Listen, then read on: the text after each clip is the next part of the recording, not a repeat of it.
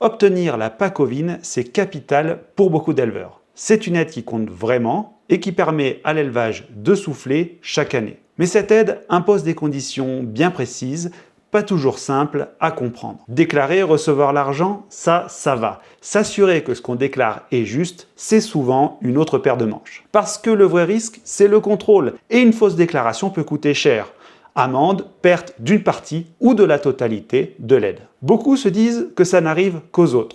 Sauf que chaque année, ce sont plus d'un éleveur sur 10 qui sont contrôlés. Les chambres d'agriculture le disent explicitement. Je vais vous montrer quoi vérifier pour être tranquille sans y passer vos journées. À la fin de cette vidéo, vous saurez exactement si vous êtes éligible et ce que vous devez pouvoir prouver en cas de contrôle. Vous saurez aussi comment calculer chaque année les indicateurs qui déterminent votre aide sans mauvaise surprise. Et en fin de vidéo, je vous parle d'un outil qui vous le dit automatiquement et ce, en quelques secondes. Tout a commencé avec l'appel de mon tout premier utilisateur. Suite à un contrôle, il s'est rendu compte que son registre Excel était incomplet et que cela avait conduit, sans le vouloir, à faire une fausse déclaration. Pourtant, il pensait être en règle. Il avait construit lui-même un fichier pour suivre son troupeau, persuadé que tout y était juste. Ce n'était pas le cas. Résultat, la visite de 2 contrôleuses sur son exploitation d'environ 200 bêtes. Elles ont passé presque une journée dans l'exploitation avec lui. Il a rassemblé le troupeau et a fait un inventaire physique complet avec elles. L'écart entre ce qui était déclaré et la réalité était tel qu'il a perdu une partie de l'aide et a reçu une amende. C'est cet épisode qui l'a poussé à chercher une solution et c'est comme ça qu'il m'a trouvé. Je m'appelle Xavier et c'est cet appel qui a lancé la création de Troupeasy. On a décortiqué pour vous tous les éléments clés pour faire une bonne déclaration et surtout j'ai construit un outil simple qui, si vous l'utilisez avec rigueur, réduit grandement le risque d'erreur. Petite précision avant de commencer. Pour que tout soit concret, on va prendre l'exemple de la campagne 2026 tout au long de cette vidéo. Les grands principes restent les mêmes d'une année sur l'autre, mais les dates, elles, changent chaque année. Alors, quelles sont les conditions précises pour obtenir cette aide? Première chose, il faut détenir au moins 50 brebis éligibles sur une période de 100 jours qu'on appelle la période de détention obligatoire, la PDO. Chaque année, les dates de cette période varient un peu, mais c'est en général de début février à la mi-mai.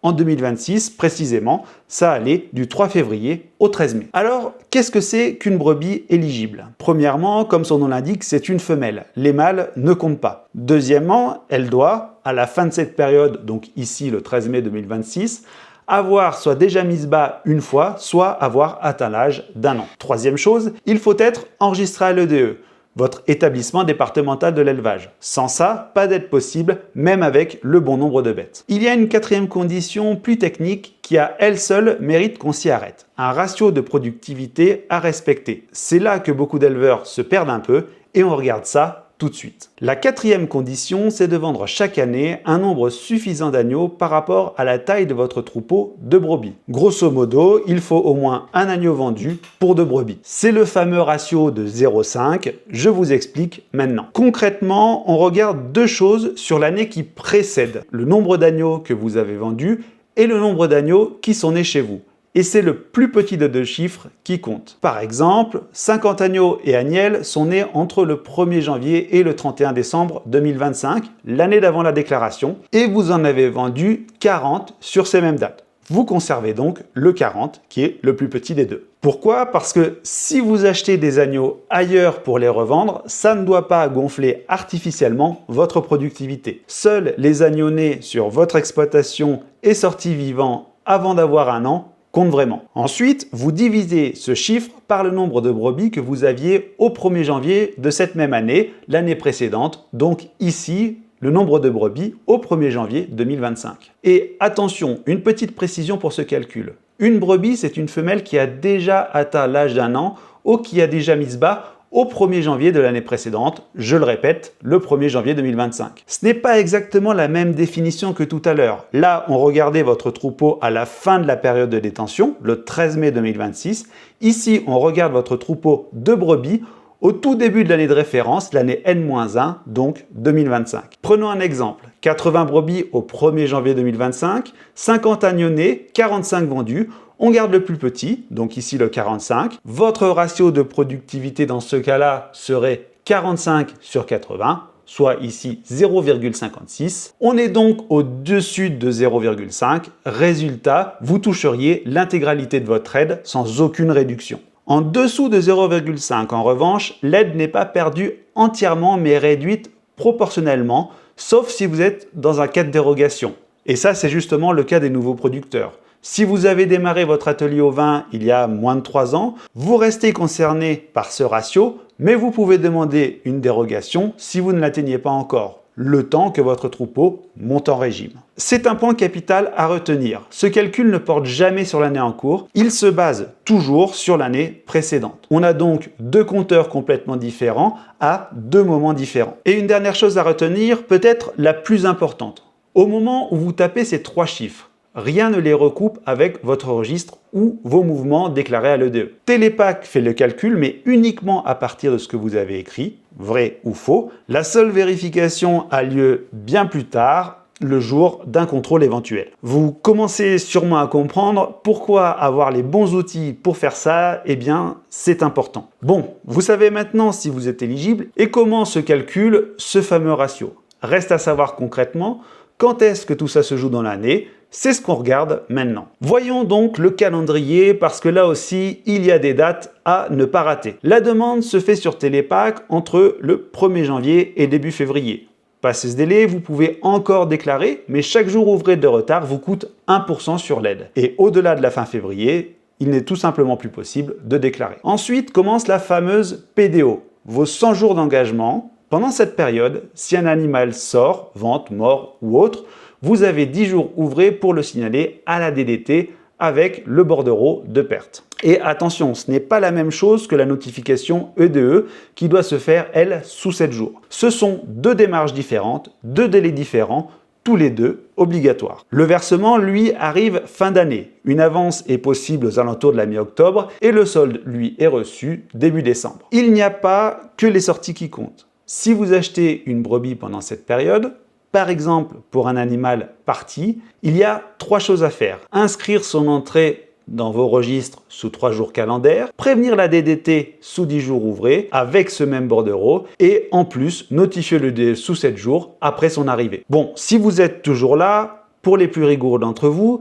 il y a un truc qui vous a peut-être sauté aux yeux et qui peut sembler complètement fou. La date qui compte pour savoir si c'est une brebis éligible, c'est la fin de la PDO, le 13 mai. Mais vous devez déclarer votre nombre de brebis dès le début du mois de février. Vous déclarez donc un état futur de votre troupeau à partir de ce que vous savez aujourd'hui. Et on parle de vivant. Cette brebis aura-t-elle annulé au 13 mai? Cette autre sera-t-elle toujours là?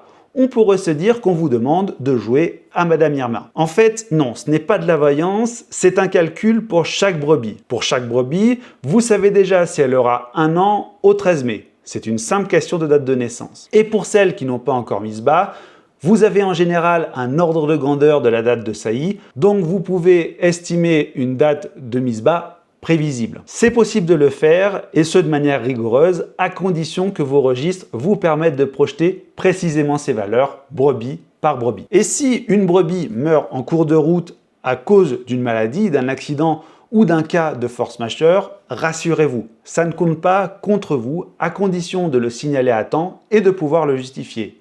Une vente, en revanche, réduit bien votre effectif, car ici, c'est vous qui en décidez. Une approche courante consiste à faire l'inverse, une estimation globale sur le troupeau avec un petit coefficient de sécurité pour ne pas se tromper. Alors on pourrait se dire, autant se donner une petite marge, déclarer un peu moins que ce qu'on pense obtenir pour être tranquille. Sauf que cette aide se calcule tête par tête. Chaque brebis en moins dans votre déclaration, c'est de l'argent que vous ne toucherez jamais, même si elle était bien éligible au final. La vraie question, ce n'est donc pas combien je retire par prudence, mais c'est combien de brebis puis-je prouver que je détenais effectivement dans mon élevage sur la période de détention obligatoire. Et ça veut dire suivre pour chacune de vos brebis sa date de naissance ou sa date de mise bas prévue. Pas une question globale sur le troupeau, une projection brebis par brebis. Sur le papier, tout ça a l'air de tenir en quelques règles simples, mais entre les dates à ne pas rater, les deux périodes de référence qui ne se recoupent jamais et ce calcul à optimiser brebis par brebis, on commence à voir où le bas blesse quand on essaie de faire ça à la main. C'est exactement la question qu'on va se poser maintenant. Pourquoi ces indicateurs sont difficiles à calculer sur papier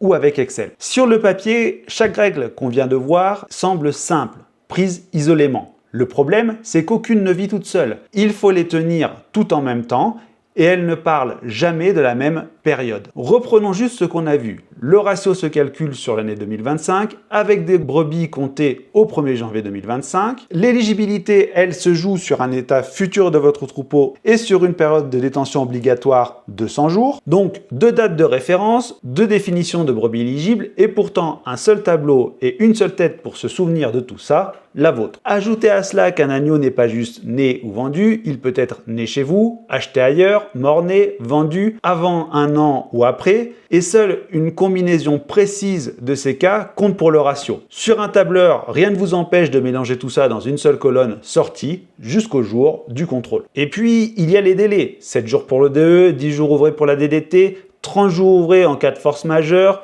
3 horloges différentes qui démarrent à des moments différents pour un seul et même mouvement d'animal. Combien de temps faut-il pour se souvenir 3 mois plus tard si telle ou telle vente a bien été notifiée dans les temps ou si c'est resté à faire au fond d'un carnet? Et le vrai piège, c'est qu'un fichier Excel ne vous alerte jamais. Il ne sait pas qu'une brebis vient de franchir ses 12 mois. Il ne sait pas qu'un anneau vendu la semaine dernière fait déjà basculer votre ratio sous 0,5. Il ne vous dit rien tant que vous ne lui posez pas exactement la bonne question au bon moment. Et c'est précisément ce qui est arrivé au premier utilisateur de Troupeasy. Son fichier Excel n'avait rien de faux en apparence. Il était juste incomplet, silencieusement, et ce, depuis des mois. Alors, comment Troupeasy apporte des réponses à ce problème? Je ne vais pas vous faire une démonstration ici. L'idée n'est pas de vous vendre un logiciel en vidéo, mais de vous expliquer pourquoi j'ai construit celui-ci comme ça et ce que ça change concrètement. Troupeasy part d'un principe simple. Chaque animal existe une seule fois, avec sa généalogie et son historique de mouvement. Vous n'ouvrez pas un tableau une fois par an pour la Pâques, vous enregistrez vos événements au moment où ils se produisent, comme vous le feriez de toute façon, sauf qu'ici, vous ne le faites qu'une fois. Et ça, où que vous soyez, ça prend quelques secondes sur l'application ou sur un ordinateur. Pas besoin de noter sur un bout de papier, de rentrer au bureau et de ressaisir tout ça plus tard. À partir de là, tout ça devient un calcul automatique plutôt qu'une reconstitution de mémoire. Quelle brebis aura un an au 13 mai? C'est une simple question de date de naissance. Et Troupeasy vous le dit directement, brebis par brebis. Quelle brebis a déjà mise bas? Pareil, votre carnet d'alliage est intégré directement dans l'outil, pas à part dans un cahier. Votre ratio de productivité, lui, est calculé avec la bonne année de référence sans avoir à ressortir un cahier de l'an dernier. Et en cas de contrôle, Troupeasy vous accompagne aussi puisque vous avez déjà pour chaque animal ses dates, ses pièces jointes et tout son historique. Ce qu'on vous demande habituellement, c'est un solde global de votre troupeau au fil du temps. Vous avez mieux que ça, l'historique complet de chaque bête, prise individuellement, le tout consolidé au niveau du troupeau avec des chiffres clés déjà disponibles. Pensez simplement à joindre au fil de l'eau dans Troupeasy vos factures, vos documents de circulation, vos notifications à la DDT, les bouclages et le carnet d'annulage, eux, sont également déjà intégrés. Je vous mets à l'écran la liste complète des documents qui peuvent vous être demandés en cas de contrôle. N'hésitez pas à mettre en pause la vidéo si vous avez besoin. Par conséquent, le jour d'un contrôle, vous aurez l'esprit tranquille. Attention, ce n'est pas magique, ça ne vous dispense pas de rigueur. Un outil ne peut rien faire avec des mouvements qui ne sont jamais enregistrés, mais avec le minimum de rigueur au quotidien, vous obtenez une déclaration qui n'est plus une estimation prudente, mais votre chiffre réel, maximisé et surtout prouvable. Si vous voulez en savoir plus sur comment Troupeasy fait tout ça concrètement, je vous mets un lien juste en dessous en description de la vidéo. Et si vous décidez de tester,